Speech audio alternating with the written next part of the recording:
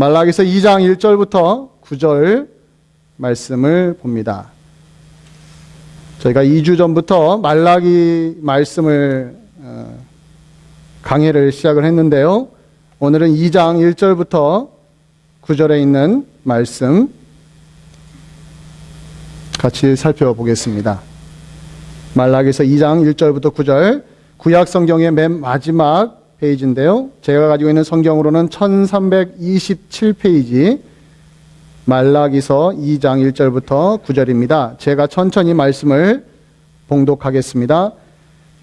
너희 제사장들아, 이제 너희에게 이같이 명령하노라. 만군의 여호와가 이르노라. 너희가 만일 듣지 아니하며 마음에 두지 아니하여 내 이름을 영화롭게 하지 아니하면 내가 너희에게 저주를 내려 너희의 복을 저주하리라. 내가 이미 저주하였나니 이는 너희가 그것을 마음에 두지 아니하였음이라. 보라, 내가 너희의 자손을 꾸짖을 것이요 똥 곧 너희 절기의 희생의 똥을 너희 얼굴에 바를 것이라. 너희가 그것과 함께 제하여 버림을 당하리라. 만군의 여호와가 이르노라. 내가 이 명령을 너희에게 내린 것은 레위와 세운 나의 언약이 항상 있게 하려 함인 줄을 너희가 알리라. 레위와 세운 나의 언약은 생명과 평강의 언약이라. 내가 이것을 그에게 준 것은 그로 경외하게 하려 함이라. 그가 나를 경외하고 내 이름을 두려워하였으며 그의 입에는 진리의 법이 있었고 그의 입술에는 불의함이 없었으며 그가 화평함과 정직함으로 나와 동행하며 많은 사람을 돌이켜 죄악에서 떠나게 하였느니라. 제사장의 입술은 지식을 지켜야 하겠고 사람들은 그의 입에서 율법을 구하게 되어야 할 것이니 제사장은 만군의 여호와의 사자가 됨이거늘 너희는 옳은 길에서 떠나 많은 사람을 율법에 거스르게 하는도다. 나 만군의 여호와가 이르노니 너희가 레위의 언약을 깨뜨렸느니라. 너희가 내 길을 지키지 아니하고 율법을 행할 때에 사람에게 치우치게 하였으므로 나도 너희로 하여금 모든 백성 앞에서 멸시와 천대를 당하게 하였느니라 하시니라. 아멘. 오늘 제목을 제가 이 윗물이 맑아야 한다라고 제목을 정했습니다. 잘 아시죠? 윗물이 맑아야 어디가 맑다고 합니까? 아랫물이 맑다라는 속담을 제가 기억을 하면서 윗물이 맑아야 됩니다. 무슨 이야기 하려는지 아시겠죠? 지금 우리가 살펴보고 있는 말라기서 전체가 어떻게 흘러가고 있느냐면 하나님과 자기 백성 사이의 논쟁의 구도로 흘러가고 있습니다. 즉 하나님은 이스라엘 백성들을 향하여 내가 너를 사랑하고 내가 너희를 구원했고 이렇게 좋은 마음으로 표현을 하면 이스라엘 백성들은 그것을 듣고는 아닙니다. 언제 우리를 사랑했습니까? 이렇게 하나님을 향하여 반론을 제시했습니다. 이게 바로 영적인 위기를 증명하는 내용입니다. 그리스도인들이 하나님의 사랑을 의심하기 시작하면 어디로 흘러가기 시작하면 세상을 사랑하는 것으로 마음을 빼앗기게 되어 있습니다. 바로 그 부분에서 하나님이 지금 말라기서를 통해서 내가 너희를 사랑한다. 나에게로 다시 돌아와라. 또 두 번째 문제는 하나님을 멸시하는 문제였습니다. 왜 나를 이렇게 멸시하느냐? 하나님이 하소연하고 있는 거예요. 부모가 마치 자식에게 하소연하듯이 왜 나를 이렇게 멸시하느냐? 내가 너에게 무슨 잘못을 했길래 왜 이렇게 나를 소홀히 대하고 내 마음을 이렇게 내 가슴을 이렇게 멍들게 하느냐?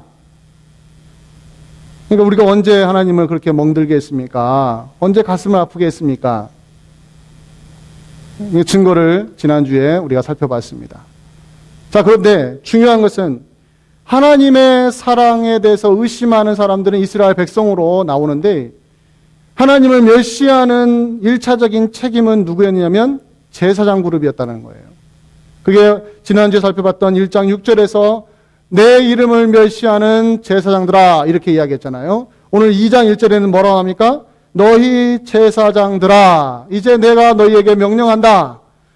즉 하나님을 향하여 하나님을 위하여 이 일을 하라고 뽑아놓은 그 당시에 종교 지도자들인 제사장들이 앞다투어서 무엇을 먼저 했냐면 하나님을 멸시하기를 먼저 시작했다는 거예요. 하나님에게 매우 무례하고 하나님을 매우 소홀하게 대하는 그런 마음의 자세를 제사장들이 즉 교회의, 오늘날 말하면 교회의 리더들이 그렇게 행동을 하고 있는 그 현실을 지금 하나님이 꾸중하시고 너희가 빨리 돌아오라고 이야기하고 있습니다. 여러분, 기독교 역사를 보시면 딱 두 가지로 단순화시킬 수 있습니다. 기독교 역사뿐만 아니라 세상 역사도 마찬가지예요. 우선 세상 역사를 보시면 좋은 리더가 있고 나쁜 리더가 있습니다. 마찬가지로 기독교 역사에서도요, 두 종류의 리더가 있습니다. 순교하는 리더가 있고 배반하는 리더가 있습니다. 물론 모든 사람이 둘로 나눠지는 건 아닌데 단순화시키면 순종하는, 그래서 순교까지 가는 리더가 있고, 자기에게 이익이 될 것 같으면 언제든지 신앙을 버리고 세상과 연합을 하고 죄와 연합을 해버리는 배반하는 리더들이 있었습니다. 항상 그 중심에는 누가 있었냐면 교회의 리더들이에요. 구약의 제사장들처럼 교회의 리더는 누구겠습니까? 오늘날 일단은 목회자입니다. 최우선적으로 목회자가 교회의 리더입니다. 그뿐만 아니라 교회의 장로님들도 교회의 리더이고 안수 집사님들도 교회의 리더입니다. 또 권사님들도 교회의 리더입니다. 왜냐하면 이분들은 교회 성도들이 투표를 해서 뽑았기 때문에 공식적으로 리더로 임명이 된 사람들입니다. 근데 이 그룹이 하나님을 두려워하지 않고 오히려 하나님을 이용하면서 자기 사리사욕을 채우는 그런 모습을 언제든지 나타낼 수 있었는데, 그 현실이 말라기서에는 가장 극명하게 드러났었고, 지난 2000년의 교회사에서도 끊임없이 리더들이 잘못하는 바람에 교회에 얼마나 많은 어려움들을 겪었는지 우리는 잘 압니다. 그리고 그 리더의 잘못과 죄에 대하여 이 교회의 사람들이 어떤 태도를 취했냐면 두 가지를 극단적인 자세를 취했습니다. 하나는 무조건 비난을 했습니다. 비난하고 그 다음에 정죄하고, 물론 비난받아 마땅할 죄들이 있습니다. 그런 분들이 있어요. 요즘은 신문도상에 인터넷에 자꾸 보도가 되니까 이게 창피해서 얼굴을 들고 다니기가 어렵습니다. 밖에서 목사라고 하기가 너무 이제는 두려워요.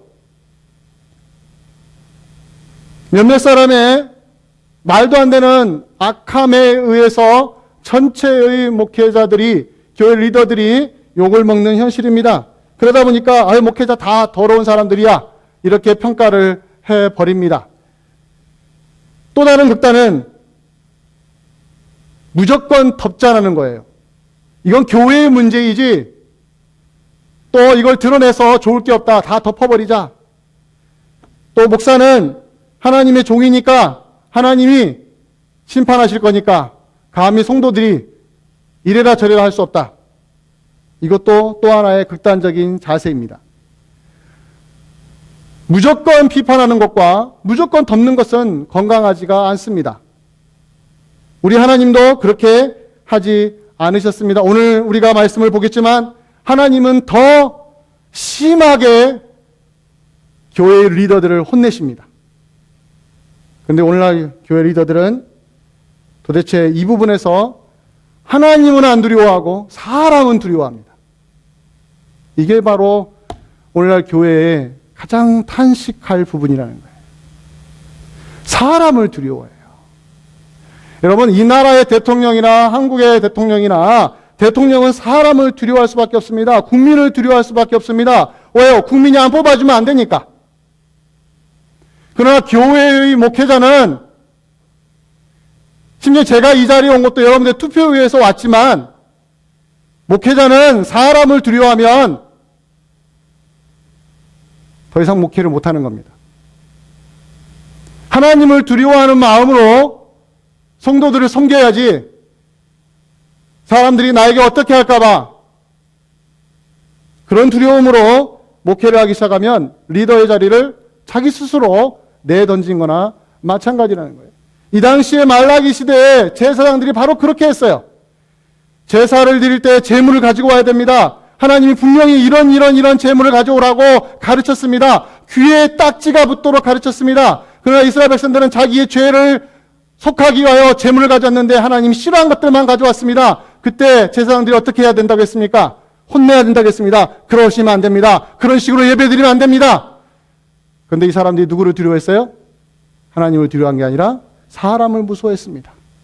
내가 이렇게 말하면 저 사람이 나를 싫어하면 어떻게 할까? 나를 쫓아내면 어떻게 할까? 그러니까 입을 다물기 시작했습니다. 이게 바로 현 시대의 교회가 안고 있는 가장 큰 딜레마입니다. 리더를, 교회 목회자를 바르게 세우는 교회의 문화가 형성이 되어야 되는데, 또 모든 성도들이 성경적으로 하나님의 종으로서 교회를 섬기는 목회자가 어떠한 리더의 자세를 가지고 있어야 되는지를 판단을 하지를 못하는 겁니다. 성경적으로 무엇이 바른 리더인가, 바른 목회자인가에 대한 분명한 공유의식이 있어야 되는데, 전부 다 자기 생각으로 이래야 된다, 저래야 된다고만 하지, 성경에서 하나님이 원하시는 리더의 모습이 무엇인지에 대해서는 글쎄요, 알고는 있을지 모르지만 그것이 영향을 주지를 않는다라는 거예요. 여러분, 리더가 얼마나 중요한지 아십니까? 한 사람의 개인이 아닙니다. 저 보세요. 지금 이 자리에, 여러분들이 이 자리에 와서 설교를 못 하시지만 저는 여러분들의 인정하에 설교하지 않습니까? 여러분들이 이 시간에 와서 무려 40분 넘는 시간 동안 제 설교를 듣습니다. 왜 들으세요? 제 설교를 듣고 영향을 받습니다. 나름대로 이게 좋은가 나쁜가 판단하십니다. 그런데 제가 앞에서 설교하는 사람으로서 여러분들에게 이상한 말씀을 전해버리면 어떻게 되겠습니까? 그런데 여러분들이 눈치 못 채게 이상한 말씀을 전하면 여러분들은 저에게 속아 넘어가게 되어 있습니다. 그래서 윗물이 맑아야 한다고 하는 거예요. 옛날 격언에 윗물이 맑아야 아랫물이 맑다. 그것은 무슨 말이냐면 윗물에 정화를 시켜야 한다는 겁니다. 윗물이 맑도록, 끊임없이 윗물이 맑도록 모든 노력과 최선을 온 교회가 해 주어야 목회자가 그것이 두려워서라도 거짓말하지 않게 되고 헛된 말하지 않게 되고 성경에 없는 이야기를 마치 성경에 있는 양 하지 않고 자기의 사욕인지 하나님의 뜻인지 모르게 헷갈리게 전파하는 일들이 일어나지 않습니다.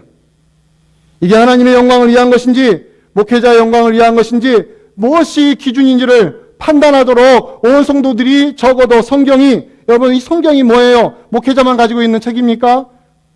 아니에요. 여러분들이 다 가지고 있는 책이에요. 목회자만 이 말씀을 봅니까? 여러분들도 보는 겁니다. 따라서 여러분들이 바른 위치에 서 있으셔야 목회자가 그것이 두려워서라도 바른 이야기를 할 수가 있다라는 거예요. 그런 면에서 오늘 말씀은 매우 우리에게 중요합니다.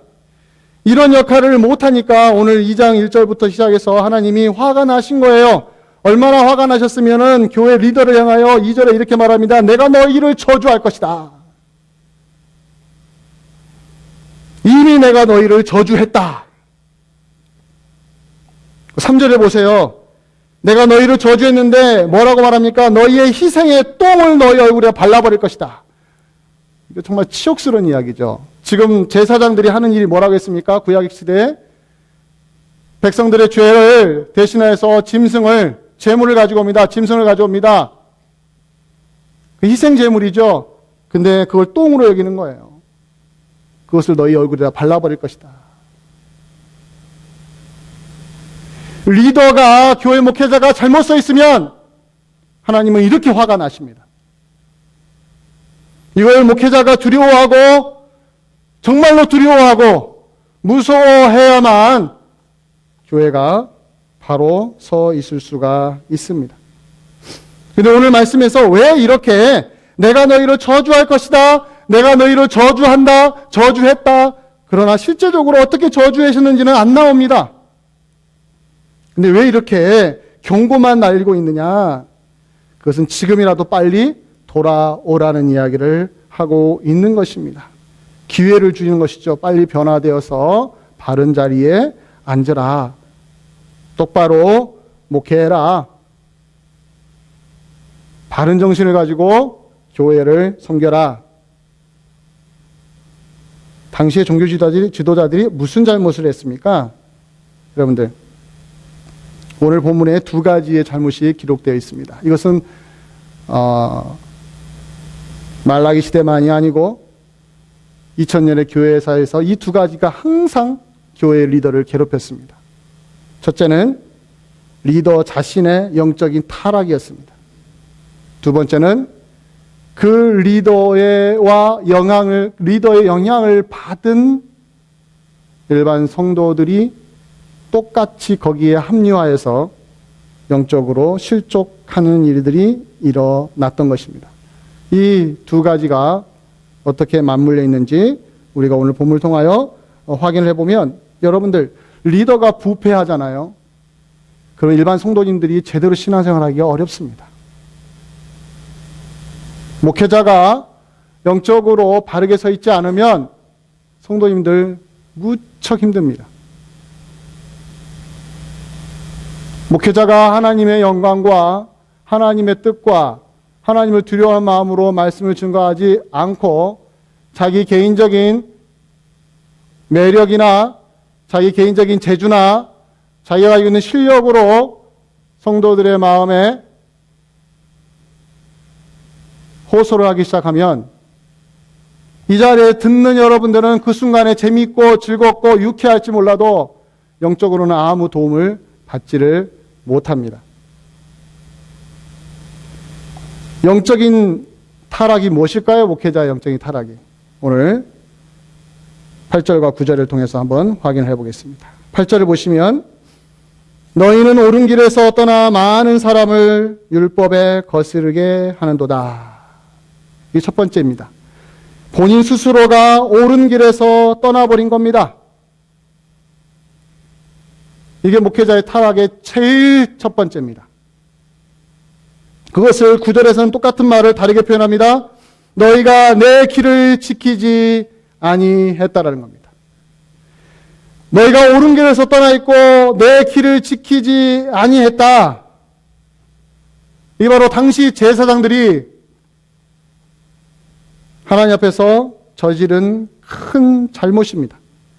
여러분, 교회 리더의 목회자의 영적인 부패는 어디서부터 시작되느냐면 하나님과의 관계가 어그러진 것부터 시작을 합니다. 사람 앞에서만 나이스합니다. 사람이 보는 거에서만 멋진 모습을 하고 있습니다. 그러나 뒤에서 아무도 보지 않는 곳에서 과연 어떤 삶을 살고 있느냐? 이건 누가 아세요? 하나님이 아십니다. 그 하나님의 눈을, 그 하나님의 불꽃 같은 눈을 무서워하는 목회자냐, 무서워하는 리더냐, 여기에 따라서 영적으로 건강할 수가 있고 영적으로 타락할 수가 있다라는 거예요. 하나님의 길과 뜻과 옳은 방향에서 이탈해버리면 마치 뭐가 가냐면 기차가 선로를 위를 달리다가 벗어나는 것 같습니다. 얼마나 큰 재앙이 일어나는지 아시잖아요. 그런데 오늘날 교회가 이 부분에서 포기하기 시작을 했어요. 그 대신에 기준을 확 낮춰가지고 무엇만 판단하냐면 도덕적으로 윤리적으로만 괜찮으면 된다. 즉 목회자에 대한 기준이 겨우 도덕적인 잣대밖에 없다라는 거예요. 그것은 세상의 기준입니다.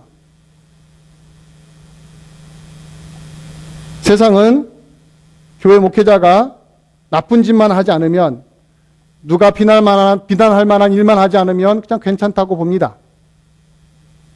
그러나 교회는 다른 눈을 가지고 있어야 됩니다. 여러분, 교회는 목회자에게 단순히 윤리적으로 도덕적으로만 보시면 안 됩니다.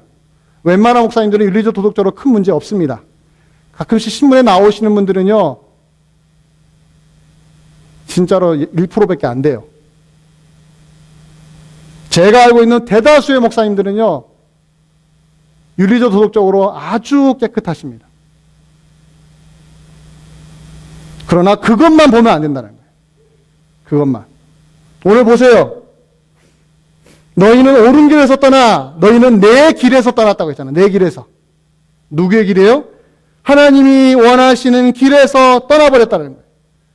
하나님이 원하시는 길에서 떠나버리면 누구의 길을 가는 겁니까? 자기의 길을 가는 거예요. 자기 영광의 길을 가는 거고, 자기 성취의 길을 가는 거고, 자기의 뭐예요? 성공을 위하여 달려가게 되어 있다는 것입니다. 여러분 로마서 12장 1, 2절에 보면 이런 말씀이 있습니다. 간단하게 말해서 하나님이 선하시고 기뻐하시고 온전하신 뜻이 무엇인지를 분별하도록 하라 라고 로마서를 썼습니다. 근데 그 로마서는 로마에 있는 교회 성도들을 향하여 쓴 것이죠. 너희 성도들아 하나님의 선하시고 기뻐하시고 온전하신 뜻이 무엇인지를 분별하도록 하라. 그 말이 어떤 말입니까? 너희는 세상에서 깨끗한 사람, 도덕적으로 깨끗한 사람이 되라 이것이 아니라 하나님의 뜻을 분별하는 사람이 되라 하겠습니다. 달라요 여러분들? 윤리적으로 도덕적으로 깨끗한 것과 하나님의 뜻을 실천하는 것과는 하늘과 땅 차이입니다. 로마서 1장부터 11장까지의 내용이 다 그 이야기였어요. 하나님이 무엇을 좋아하시며 하나님이 무엇을 싫어하시며 왜 하나님이 이 땅에 예수 그리스도를 보내셨느냐 이 이야기를 계속하시면서 딱 12장에 실제적인 권면을 할 때 이렇게 말합니다. 하나님의 뜻이 무엇인지를 분별하도록 하세요. 하물며 교회의 리더인 목회자이겠습니까? 목회자가 하나님의 뜻에 서 있지 않고 하나님의 뜻에 민감하지 않으면 자기의 뜻을 하나님의 뜻으로 둔갑을 시켜서 성도들 하여금 나를 따르라고는 말을 하지 않으면서도 결국은 가만히 들여다보면은 목회자의 개인적인 뜻만을 사람들에게 암시하고 설득시키는 일들이 있을 수 있다라는 거예요. 하나님의 뜻이 무엇인지를 분별할 수 있는 교회의 리더가 이 시대에 필요합니다. 여러분들 이런 리더를 위하여 여러분 기도하셔야 돼요. 오늘 저는 아예 대놓고 목회자 향해서 제가 설교하려고 했습니다. 오늘 준비할 때 아예 본문 자체가 그래요. 여러분들과의 거리가 좀 생길지도 몰라요. 지금 목사님이 지금 누구한테 설교하시나. 아니 성도들의 설교하면서 왜 목회자 이야기만 하나. 아니에요. 여러분들에게 직접적으로 적용이 안 된다 할지라도 이거는 우리의 이야기예요.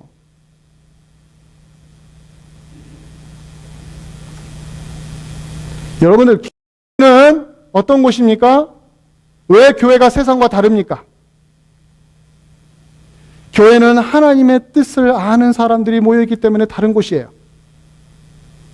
단순히 세상에서 선한 사람, 세상에서 남에게 나쁜 짓 하지 않는 사람, 이런 사람 만들려고 교회가 존재하는 게 아니에요.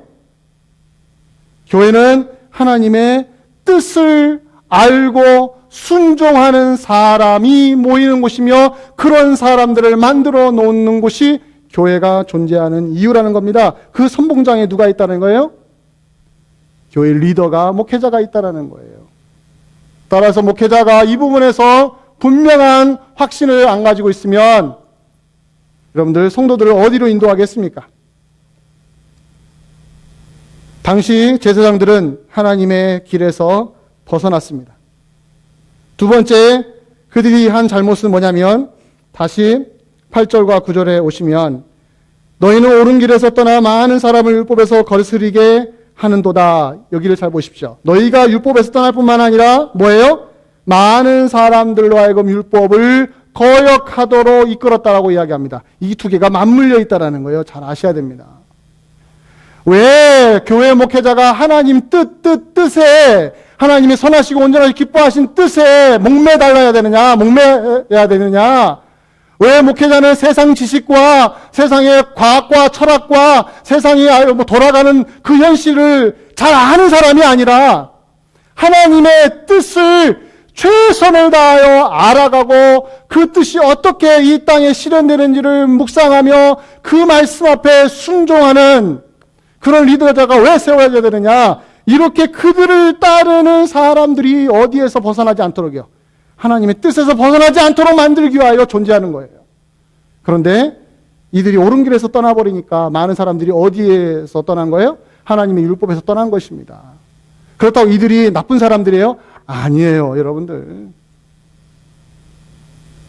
9절에는 뭐라고 합니까? 너희가 내 길을 지키지 아니하니까 사람들에게 어떻게 됐어요? 율법을 행할 때 사람에게 치우치게 하였다는 거예요. 왜요? 자기가 하나님의 뜻을 있는 그대로 순종하지 않으니까 성도들 향하여 가르칠 때도요, 골라서 가르치는 거예요, 골라서. 좀 양심이 있었던 거죠. 내가 실천하지 못할 거라면 누구에게도 말하지 않는 거예요? 성도들에게 말하지 않는 거예요. 이게 큰 차이라는 거예요, 여러분들. 어떤 분들이 이런 말을 해요. 목사님, 지키지 못할 것 같으면 설교하지 마세요. 여보, 맞아요, 틀려요? 이건 틀린 이야기예요. 이건 같이 망하자는 이야기입니다. 그러면 이 자리에 누구를 세우셔야 돼요? 예수님을 세우셔야 돼요. 예수님 외에는 어느 누구도 이 자리에 쓸 수가 없습니다. 제가 완전해서 이 자리에 쓰는 것 같아요, 여러분들? 근데 성도들이 그래요. 목사님도 못 지키고 그 자리에서 바른 소리만 하시냐고. 아니에요. 저는 못 지켜도 제 입에서는 뭐가 나가야 돼요? 바른 이야기가 나가야 돼요. 바른 이야기가. 그래야 바른 이야기를 하는 제 자신이 부끄러워서라도 뭐예요? 제가 그 말씀대로 살려고 애를 쓸 거 아니에요. 그리고 듣는 여러분들도 어떻게 합니까? 그 말씀대로 순종하려고 애를 쓰는 거 아니겠습니까? 그게 사는 길이에요, 교회가. 근데 자기가 어긋나니까 뭐예요? 성도들에게 어긋난 가르침을 가르치는 거예요. 하나님의 사랑과 하나님의 진노가 있는데 진노는 하나도 안 하고 하나님의 사랑만 이야기하는 것처럼 사람들이 듣기 좋은 이야기만 하고 사람이 듣기 싫은 이야기는 안 하는 거예요. 그게 바로 사람들에게 치우치게 한다는 거예요. 편협하게 만든다, 편견하게 한다, 편견을 갖게 한다는 거예요. 영적인 편식주의자라는 겁니다. 성도들을 영적으로 편식하도록 만든다는 거예요, 목회자가. 바르게 안 서 있으면. 여러분, 영적인 편식이 얼마나 무서운지 아시죠? 자기 자식도요, 편식에 빠지면요, 부모가 가슴 앓이를 합니다. 이것 좀 먹어, 김치 좀 먹어. 입에 안 되는 거예요. 제가 우리 딸, 얘는 미국에서 안 태어났는데, 이 김치를 싫어해요, 미국 온 다음부터. 그래서 이 김치를 먹여보려고 얼마나 애를 썼는지 알아요? 실패를 했습니다. 근데 세월이 흐르니까, 어느 시점에 가니까, 작년부터 김치를 먹기 시작하는 거예요. 아직 안 물어봤습니다. 무슨 마음으로 먹냐고. 근데 부모로서 기분이 좋아요. 야, 네가 드디어 먹을 걸 먹는구나. 근데 몇 년 기다렸어요? 저는 거의 7년 가까이 기다렸어요. 그거 한번 김치 먹는 거 보려고.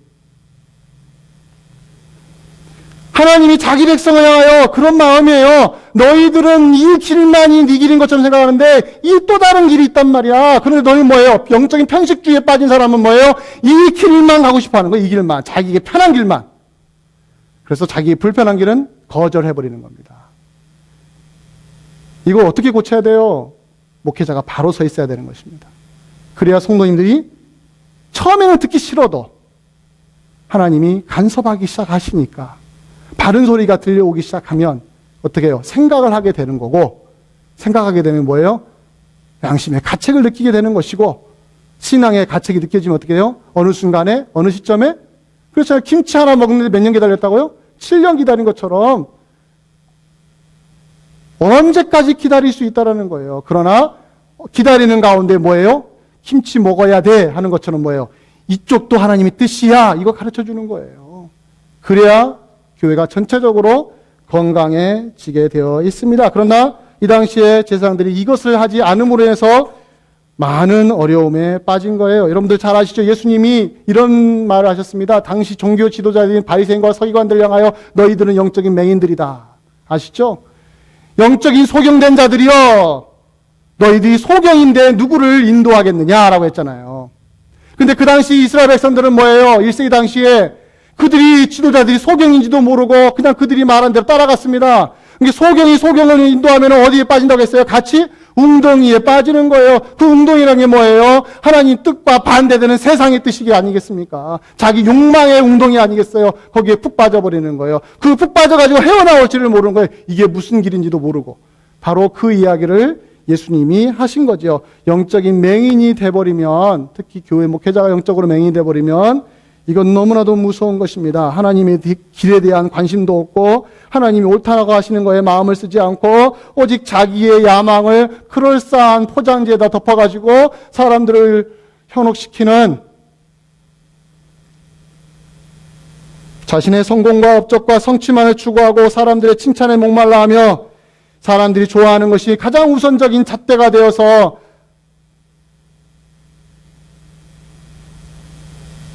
이런 목회자가 이 시대에 안 나와야 됩니다. 이게 바로 성도님들이 기도해야 하셔야 될 제목입니다.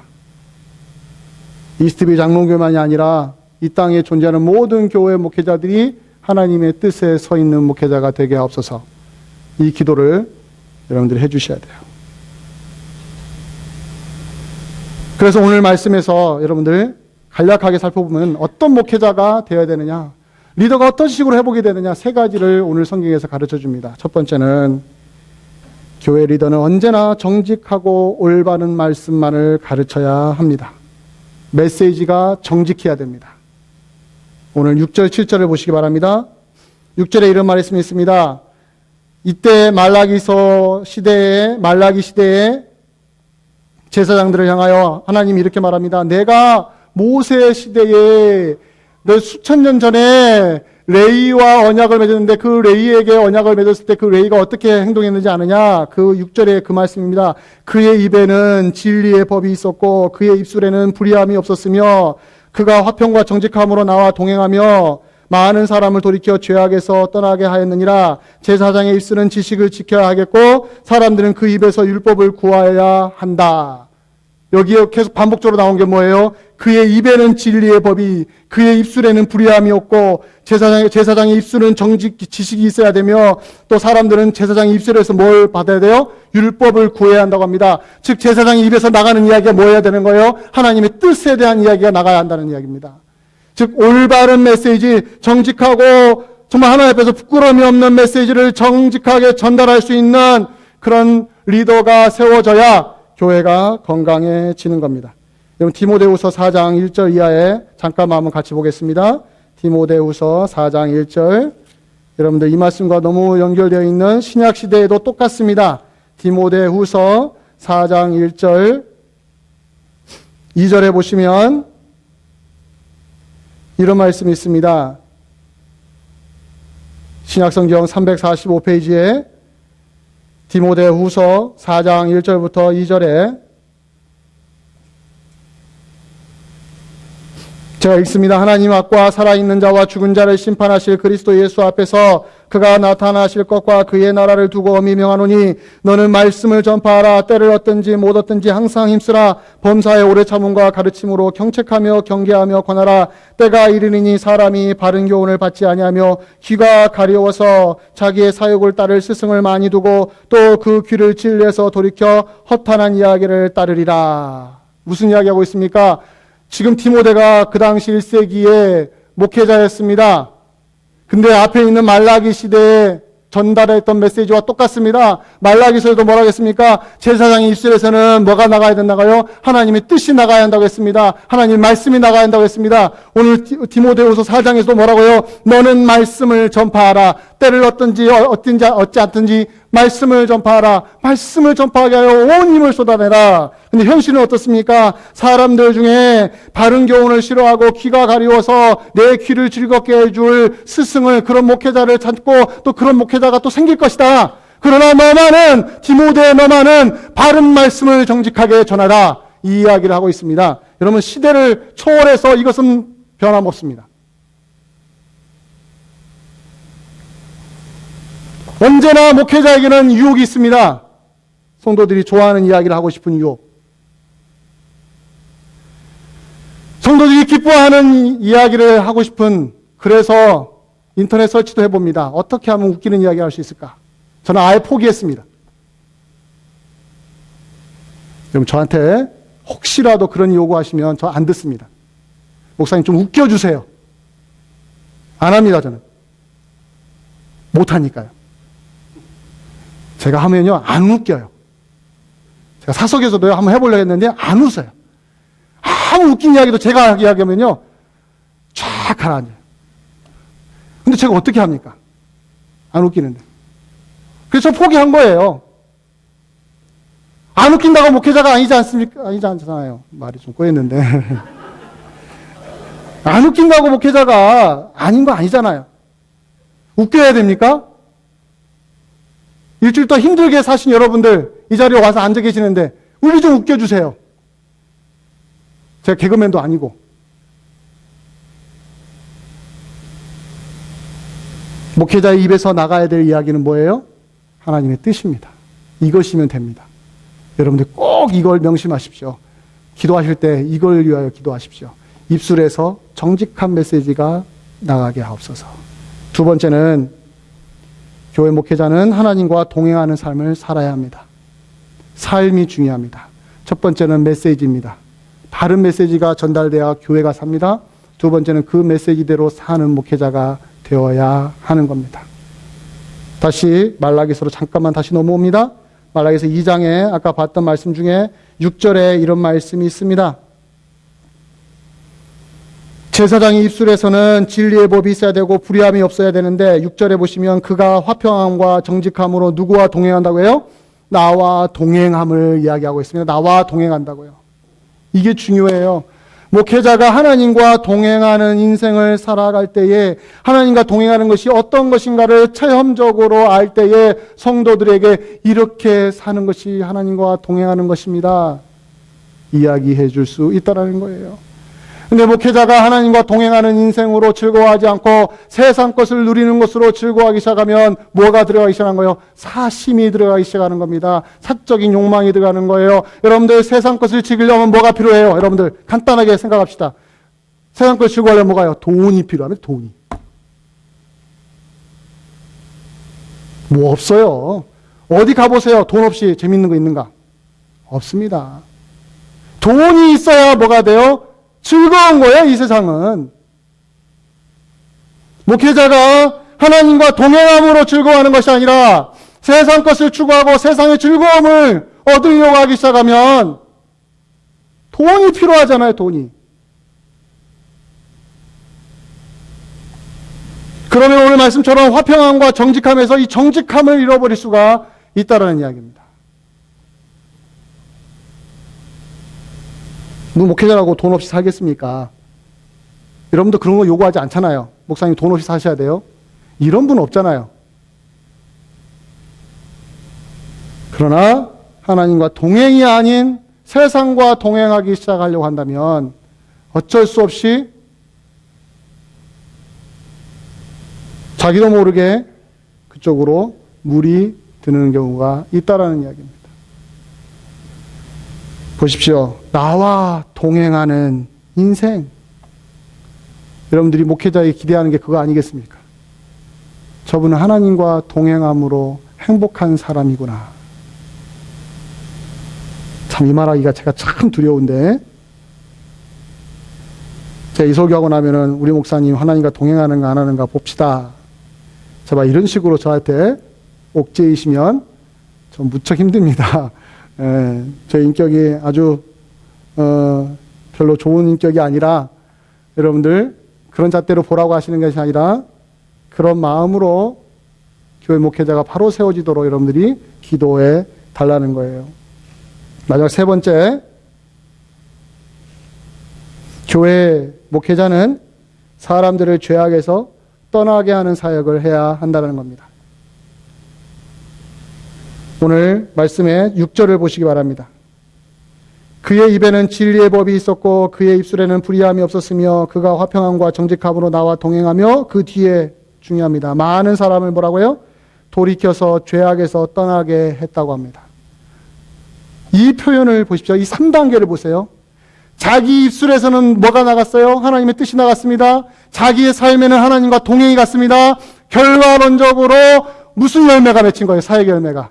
사람들이 죄를 멀리하고 죄를 떠나고 하나님과 동행하는 삶으로 바뀌는 열매가 맺혔다라는 거예요. 그 어디에 사람들이 많이 모였다는 이야기 했습니까? 제가 잠깐만 하소연할게요. 여러분, 목회자를요, 사람들이 많이 모이는 것으로 평가하시면 안 됩니다. 우리 교회가 작게 모여서 제가 이런 말 하는 게 아니에요. 사석에서든지 공석에서든지 어떤 교회 목사님이 목회했더니 100명, 500명이 모였다더라. 아유, 그 목사님 훌륭하셔. 절대로 그렇게 평가하지 마십시오. 교회가 같이 망하는 겁니다. 어디에 성경이 어디에 있습니까? 500명 모이면은 목회 성공한 것이고 500명 모이면 교회가 건강한 것입니까? 여기 나오잖아요. 숫자는 하나도 없습니다. 본질적인 이야기만 하고 있어요. 사람들이 어디에 떠나요? 죄악에서 떠나는 거예요.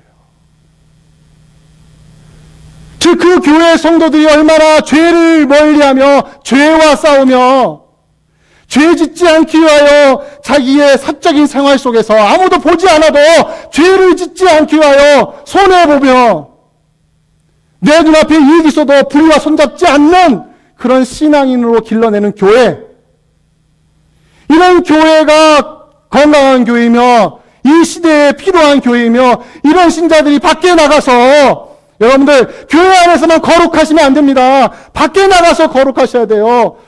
여러분들이 개인적으로 알고 있는 사람들에게 욕을 먹으시면 우리는 하나님의 영광을 가리는 겁니다. 여러분의 사회적인 관계 속에서 좋은 사람이 되셔야 돼요. 죄악에서 떠난 사람. 저 사람이 나 교회 다니는지 안 다니는지 모르지만 저 사람은 정말로 정직해. 정말로 올곧은 사람이야. 바른 길을 가는 사람이야. 사람을 사랑할 줄 알고, 이웃을 사랑할 줄 알고, 어려운 사람 돌아볼 줄 알고, 이기지 않고, 알고 봤더니 그 사람이 기독교인이었어. 그러면 더 좋고요.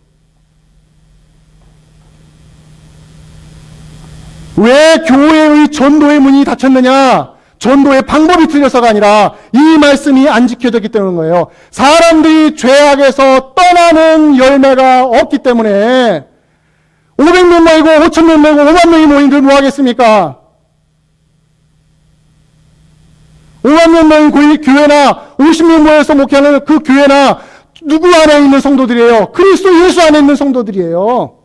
어떤 목사님들의 성도가 아니라 그리스도 예수의 종들이며 그리스도 예수의 사람들이에요. 어디에서 신앙생활하든 간에. 그 모든 사람들이 뭐예요? 죄악을 짓지 않으려고, 죄를 짓지 않으려고 몸부림치는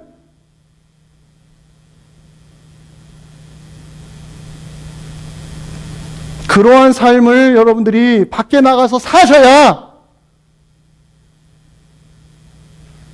여러분들의 입술을 통하여 증거되는 예수님, 예수 그리스도의 이름이 욕을 먹지 않습니다. 이 당시에 제사장들이 이것을 포기했습니다. 많은 사람들이 죄악에서 떠나도록 했는데 이 당시 말라기 시대의 제사장들은 그 자기의 선배였던 레위는 그렇게 했는데 자기는 어떻게 했습니까? 죄악에 더 붙어 다니도록, 더 죄를 짓도록 방조해버리는, 이게 바로 우리의 아픈 현실이 아니겠습니까? 사랑하는 여러분, 교회의 건강함은 언제나 어디에서 나오냐면 거룩함에서 나온다는 겁니다. 거룩함에서. 누구의 거룩함이에요? 나의 거룩함입니다. 나의 거룩. 목회자의 거룩함, 성도님들 한 명 한 명의 거룩함이 결국은 교회를 강건하게 만들며 하나님의 영광을 드러내게 만들며, 적어도 여러분들 때문에 나는 교회에 안 나갑니다라는 말은 안 들을 수 있는 수준의 인격만 여러분들이 보여주신다면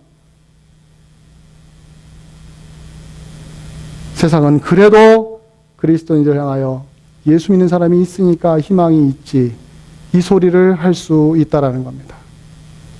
여러분, 이렇게 저는 세 가지로 교회의 리더, 목회자가 어떻게 세워져야 되느냐, 메시지가 정직해야 된다고 했습니다. 삶이 하나님과 동행해야 한다고 했습니다. 결과론적으로 사역의 목적과 열매는 뭡니까? 온 교회 성도들이 죄에서 떠나서 하나님의 거룩하심에 들어가는 겁니다. 거룩한 삶으로 들어가는 것입니다. 이 모든 것들이 뭐예요? 교회에 이루어질 때에 교회는 정말 이 세상에서 우뚝 서는 거예요. 그게 바로 빛이며 소금이 되는 것입니다. 영적인 변화는 작은 곳에서부터 시작이 된다는 걸 여러분 잊지 마시길 바랍니다. 큰 것에부터 시작하지 않습니다. 작은 곳에서부터 하나님이 조금씩 시작하십니다. 바로 여러분 자신이, 여러분 개인이 그 밑거름이 되셔서 여러분들 목회자를 위하여 꼭 기도해 주시기 바랍니다. 분명한 기준을 가지고 기도해 주십시오. 뿐만 아니라 오늘 마지막 말씀처럼 우리가 하나님의 뜻을 실천해서 하나님이 좋아하시는 인생으로 우리 자신을 변화시키는 일들을 해나가십시오. 그게 바로 여러분들의 사회적인 관계 속에서 나의 이익을 추구하지 않고 하나님의 영광을 추구함으로 예수님을 모르는 사람들이 적어도 예수 믿는 사람은 정직한 사람들이다 라는 정도만 들을 수 있도록 여러분들 최선을 다해 주시기를 주 예수 그리스도의 이름으로 간절히 축원드립니다. 기도하겠습니다.